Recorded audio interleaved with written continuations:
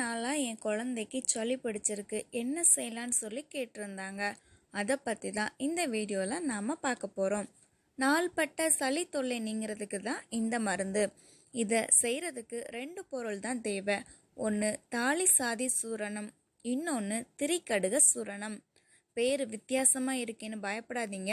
இந்த இரண்டும் நம்ம முன்னோர்கள் பயன்படுத்திய பொருள் தான். இந்த மருந்து எல்லா சித்த மருத்துவ கடைகள்லையும் கிடைக்கும், சித்த மருத்துவ கல்லூரிகளிலையும் கிடைக்கும்.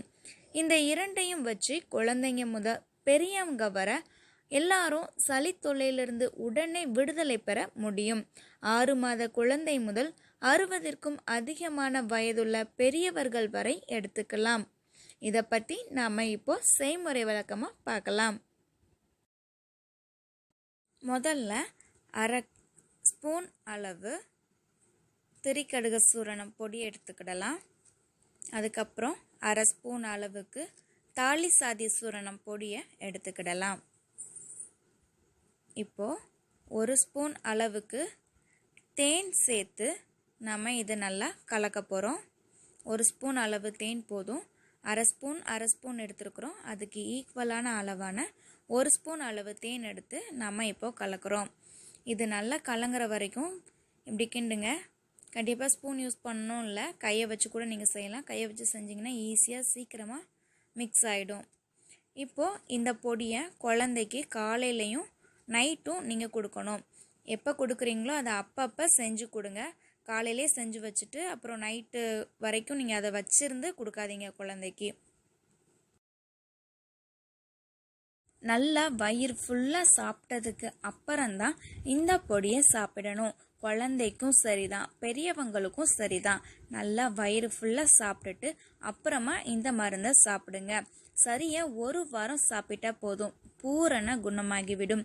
இந்த மருந்தோட பலனை 3 நாட்களிலேயே பெறலாம்.